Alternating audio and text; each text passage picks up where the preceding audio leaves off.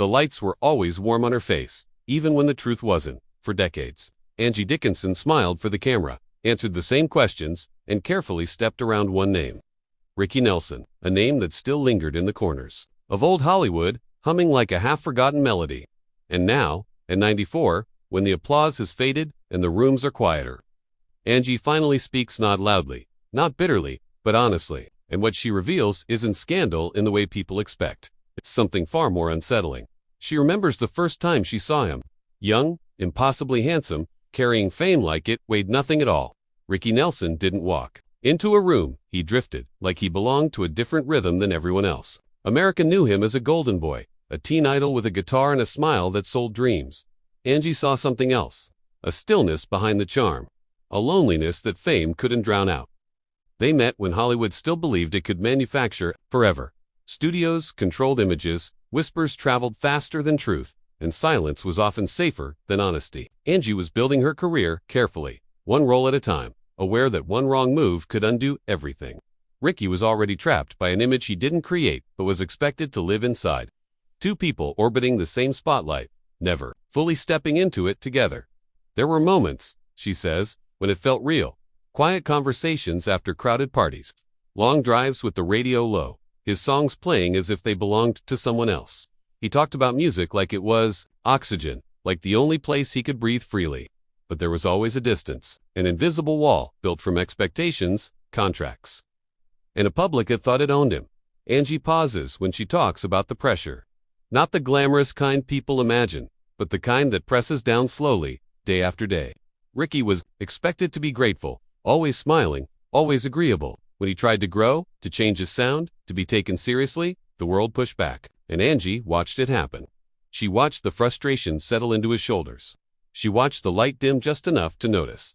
People have asked her for years why it never became more. Why the story didn't turn into a headline-worthy romance. She says it's because timing isn't just about clocks, it's about courage. And sometimes, courage is the one thing fame quietly steals from you.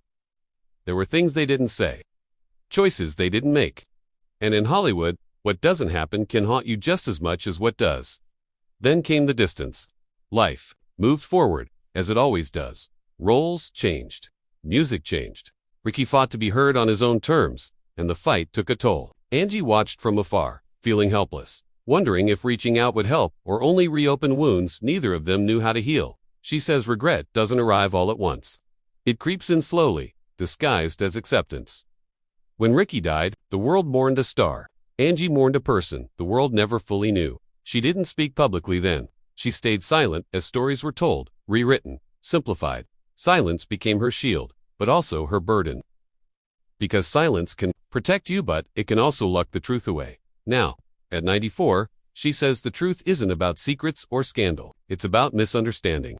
About two people shaped by an industry that demanded perfection and punished vulnerability. She says Ricky wasn't broken. He was overwhelmed. He wasn't ungrateful. He was searching.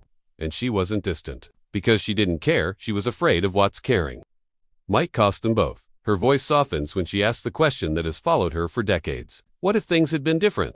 What if they had lived in a world that allowed people to grow without tearing them apart? What if love didn't have to compete with fame? Angie says age has a way of stripping life down to what matters. Applause fades, or awards gather dust. What remains are moments, some cherished, some unfinished. Telling the truth now isn't about rewriting history. It's about honoring it, about letting a man be remembered not just as an icon, but as a human being who wanted to be more than what the world allowed. And maybe that's the real mystery. Not what happened between Angie Dickinson and Ricky Nelson, but how many stories like theirs were never told. How many lives were shaped by silence? How many truths are still waiting for the right moment to be spoken? As the camera lingers on her face, lined with time but steady with resolve, one question remains. If the truth had been told sooner, would anything have changed? Or is the act of finally speaking, after all these years, the only ending that was ever possible?